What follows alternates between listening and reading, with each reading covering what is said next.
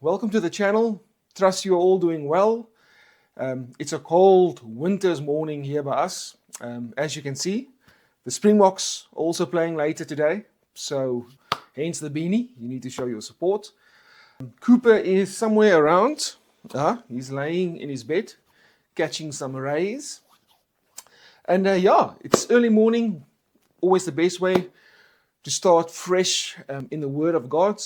If you have your Bible lying around somewhere, please grab it and then, let's declare this together. This is my Bible, the Word of God. I am who it says I am. I have what it says I have. And I can do what it says I can do. Thank you, Jesus. Amen. So today's Bible study is going to be about trusting God. It'll be the final Bible study in this faith series. We've looked extensively now in the previous 9 videos about hope and faith and calling things, the biblical principle of calling things the way God sees it and wants it, being fully persuaded, the spiritual realm, the cure for doubt, the cure for unbelief. So I've tried to make biblical concepts just pragmatic for everyday's life. But today's video, I think, is really going to just be a summation. This is the core to our spiritual life. I don't know if you've ever thought about this, but what does it mean to trust someone? What is trust? Trust is basically 2 components: a confident reliance or belief in the character or the integrity of that person or the person promising you something. And then secondly, you need to have a confident belief, foundation, or knowing that that person is for you. He is not against you. He is for you. He has your best interest at heart. If those 2 elements are not present, you cannot trust someone. There's absolutely no way you are going to trust someone if you have doubt in his character, his integrity, number 1, or secondly, if you doubt that that person is for you. He might not have my best interest at heart. You're going to separate or distance yourself from that person because you cannot trust that person. Let's use an example. It's Christmas. You by yourself, you've done some Christmas shopping, expensive gifts, and now you need to run into another shop, go to the loo, whatever. Will you realistically just take your bags and leave it with any random stranger that walks past? Obviously, the answer is no, especially not in South Africa. The reason? You have subconsciously gone through those 2 points. If you are tracking with me here, it's obvious to see that trust in its simplest terms means knowing a person. In contrast, if a family member was there with you, you would have no problem giving your bags to your wife or to your uncle or your cousin. Why? Because you know them. You know their integrity. You know they won't steal from you. So that's a very simple illustration, but I think it carries the point across. Trust in its simplest terms means knowing a person. It's based on relationship. Relationship is the foundation of trust. Applying that same principle to God, we can now see that faith in God simply means to trust God. That's all faith really amounts to. Faith equals trust. You need to be assured about the nature of God. Number 1, His integrity, His faithfulness, His character. And secondly, you need to know that God is a God of love, that He is for you. He's filled with loving kindness. If you do not have that understanding about those 2 points of God's nature, there's absolutely no way you're going to be able to trust God the way you should be able to trust God. Because you're going to have doubt. You're going to wonder, can I leave my shopping bags with God? You need to be fully persuaded about God's character. So how do you build trust? How can you build this firm foundation of knowing God's nature and His character? Well, it all boils down to, as we said, relationship. And there's a verse in the Bible, I think it's in John 15. Let me just have a look. John 15, verse 5. Here, Jesus says, I am the vine, you are the branches. He that abideth in me, and I in him, the same bringeth forth much fruit.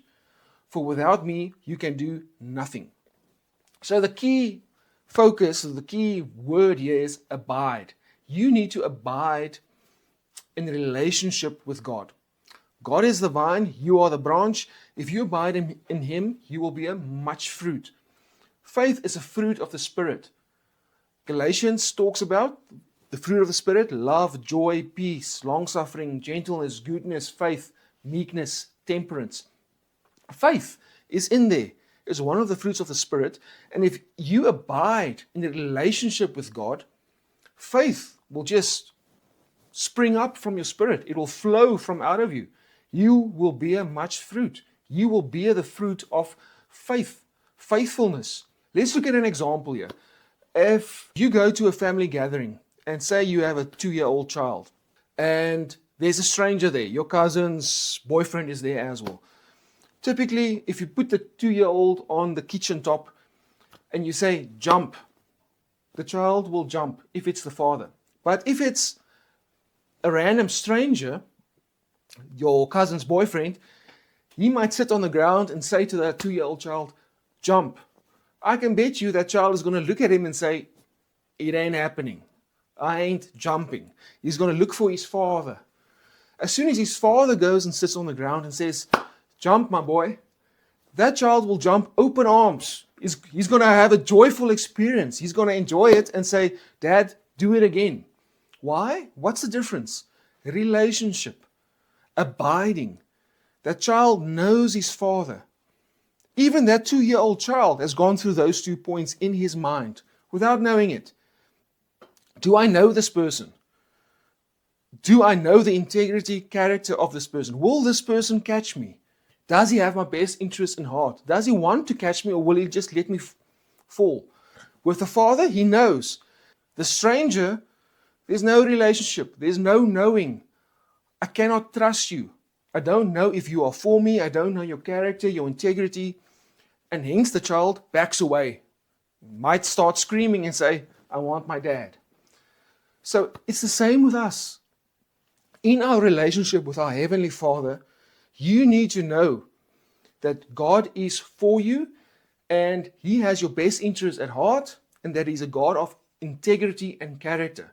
If He made a promise to you and say, jump, you can trust me in this, you can take that to the bank. You will act out your faith and trust that promise of God. If God said you are healed, then I am healed. I can jump fully into that. But if you are not established, if you don't have a firm foundation of abiding with God in fellowship and in relationship, you will doubt. You cannot trust God then. You will say, but is that promise for me? Does God really have my best interests at heart? Perhaps God has given me this sickness to teach me some lesson. We've spoken about this as well. If you have those thoughts in your mind, you are not established on a firm relationship. You don't know the integrity and the character of God, and you don't know if God loves you, is for you, and has your best interest at heart. That is the root of doubt, and that is the root of not being able to trust God. So let's now look at the nature of God. Let's establish this foundation of trust, of knowing God, His character, first of all, and secondly, that He is a loving God. The Bible highlights truth as the core attribute of God. It is the core of His foundation. God is absolute truth. There is something as absolute truth. There's no, today's culture, this is my truth and your truth. That's nonsense. Don't fall for that new age nonsense. There is something as absolute truth. God is absolute truth. God describes Himself in Scripture as the great I am. Unchanging. The same. Yesterday, today, in the future, forever. Let's look at some scriptures in the Old Testament defining God's nature as a truthful God. Deuteronomy 32 verse 4. He is a rock. His work is perfect. For all His ways are judgment. A God of truth and without iniquity. Just and right is He. A God of truth and without iniquity.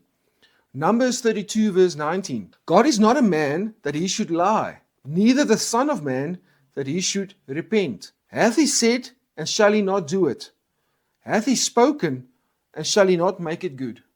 Man, that clearly defines that you can trust God. Can it be any more clearer? It's as clear as water. God is not a man that he should lie. God cannot lie, and he will not lie. God is not a man that he should lie, neither the Son of Man that he should repent. Hath he said, and shall he not do it? Hath he spoken, and shall he not make it good? 1 Samuel 15 verse 29. This is where Samuel is busy rebuking Saul for his disobedience, not listening to what God had instructed him to do. Samuel here speaks and he says this about God. And also the strength of Israel, strength with a capital S. He's referring to God. And also the strength of Israel will not lie nor repent. For he is not a man that he should repent. God is not a man that he should lie and that he should repent. God cannot lie. Psalm 119 verse 160. The very essence of your words is truth. All your just regulations will stand forever. The very essence of your words is truth. Hebrews 6 verse 18. So God has given both his promise and his oath.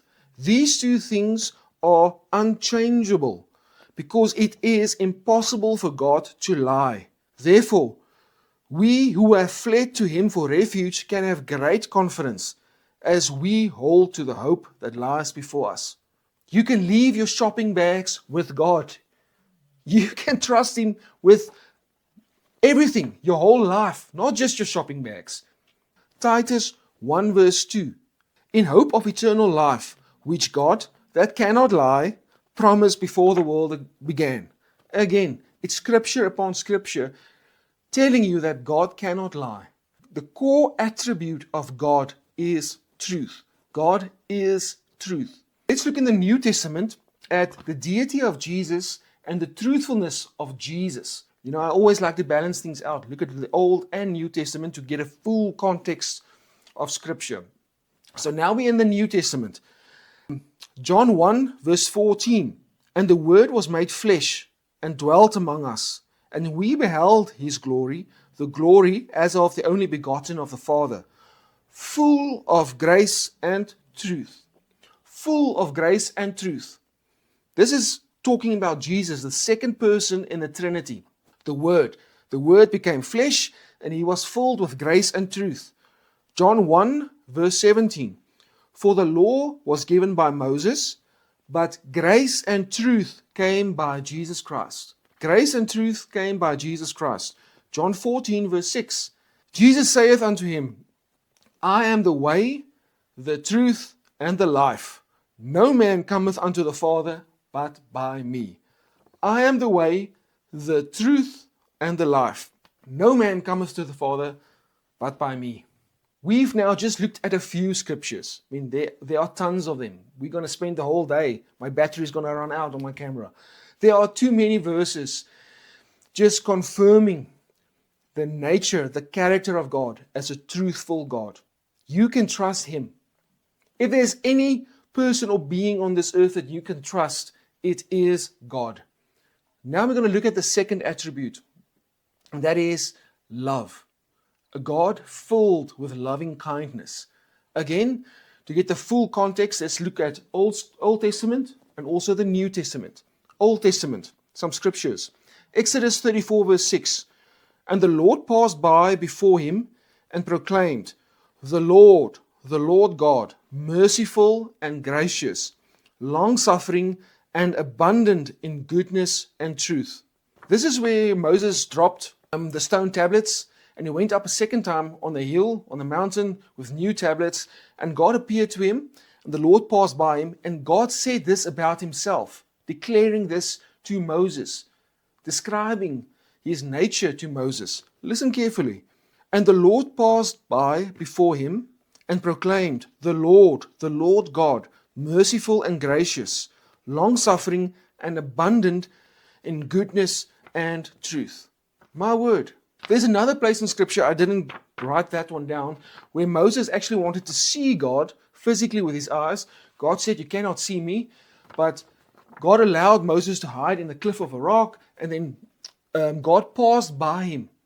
And Moses saw the backward parts of God. And God said, I will make my goodness pass before you. God is good. God is long-suffering. God is filled with mercy. All the fruit of the Spirit in Galatians that you will have if you abide with God is true of God. That is the nature of God, and that is what God wants you to also have. Psalm 25 verse 10. All the ways of the Lord are loving and faithful toward those who keep the demands of His covenant. All the ways of the Lord are loving and faithful. Psalm 36 verse 5 and 6. Your love, Lord, reaches to the heavens, your faithfulness to the skies. Your righteousness is like the highest mountains, your justice like the great deep. You, Lord, preserve both people and animals. There's another scripture that says God makes the sun to shine upon the righteous and the unrighteous. He makes it rain upon the righteous and unrighteous. Every person on this earth is experiencing God's goodness, His love, His kindness. If you are His child or not, that is His nature. There are people who have no context of God. They are actually atheists, Satanists. They've rejected God. They're living in this world and they say, I want nothing to do with God. And they are happy to go to hell, not knowing that in this life they are experiencing the goodness and the love of God in their relationship. Their wife, their children, they've got food, the ability to breathe, and to just see the beautiful things in life. The fields, the oceans, the fish, the birds.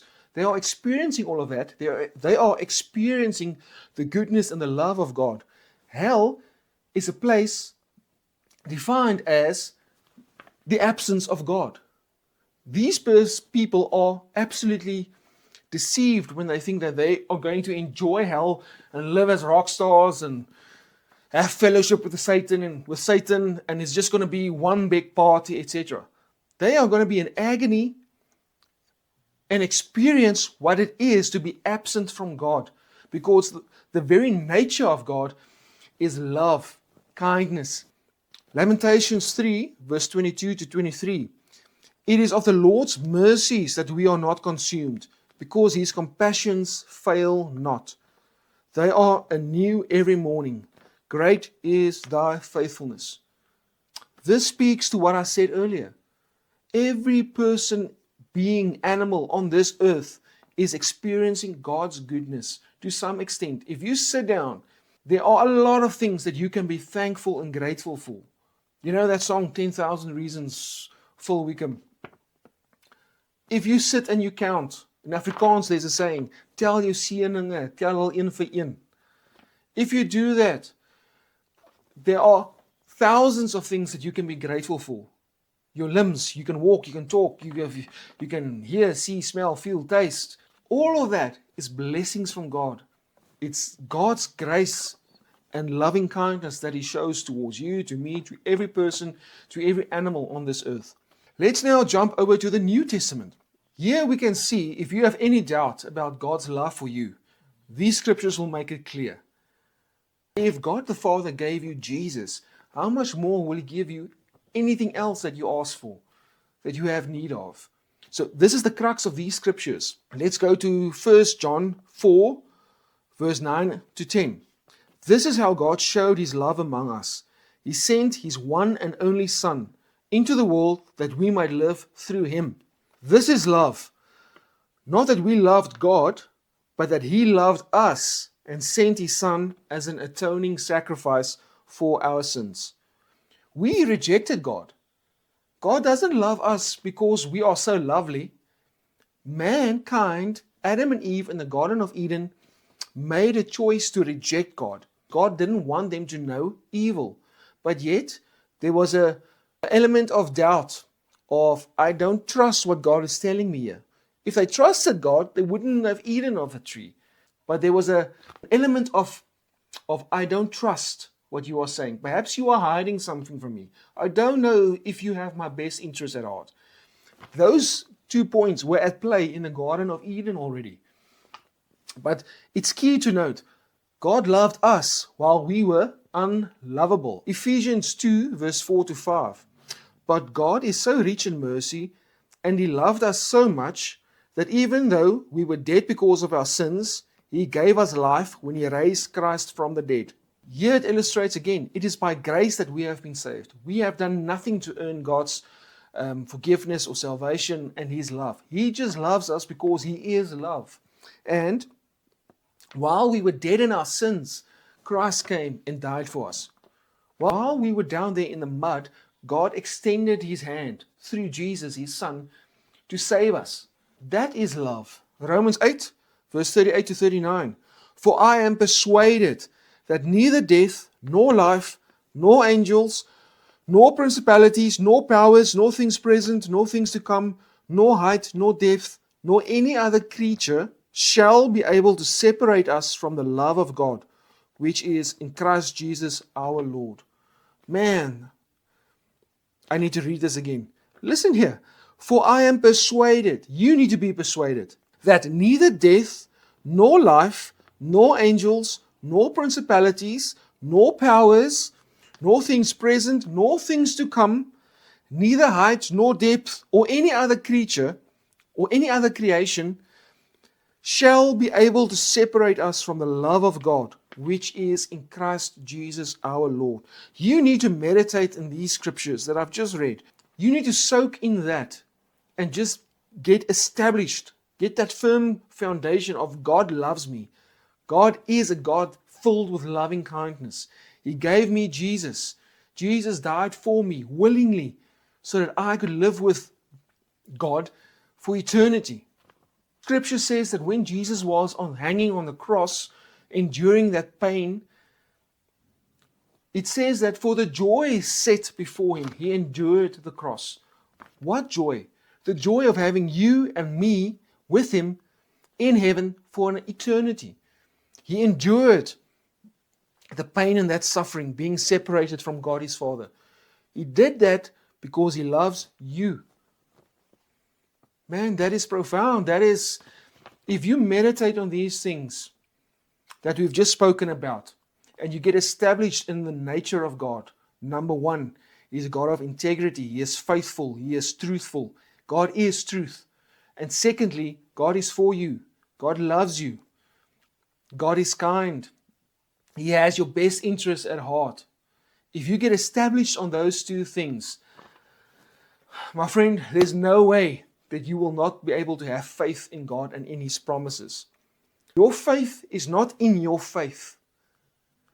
Faith is a result. It is a fruit of the Spirit that comes from relationship with God, when you are abiding with God. So when you are grounded in this knowledge of knowing God, having a relationship with God, you will know that you can trust God. You can leave your shopping bags with Him. You can rest assured He has your best interest at heart. He is truthful. He's a God of integrity. And not only that, He doesn't have your best will at heart. He is for your family. He is for the whole earth. God, the Father, sent Jesus to die for us all. And His will is that everyone should be saved and spend an eternity with Him. 2 Peter 3 verse 9 says this, "The Lord is not slack concerning His promise, as some men count slackness, but is long-suffering to usward, not willing that any should perish, but that all should come to repentance." This verse makes it clear that God wants you to be His child, to become His child, to be born again. Not just you, but every single person on this earth. The prodigal child, the child was walking back after he plundered his father's inheritance. When the father saw him, he started running towards that child, open arms. He didn't point at all their mistakes and their faults and said, "Why did you go and spend all that money, waste all that inheritance?" His father was waiting for him, running towards him with open arms. That is our Heavenly Father. And He wants to do that with every single person on this earth. And then lastly, once you are in God's kingdom, God wants to restore to you everything the enemy, Satan, has stolen from you. He wants you to live a victorious Christian life, to be blessed so that you can be a blessing to others. So that's it, folks. That's all for today. Thanks so much for listening. I hope you have a great day. And if anything, the takeaway for today's message is you can trust God. Faith equals trust, and faith in its simplest terms just means that you trust God, that you can trust God with everything. Leave your grocery bags with Him. Have a blessed day, and remember, Matthew 19 verse 26 says, with God, all things are possible.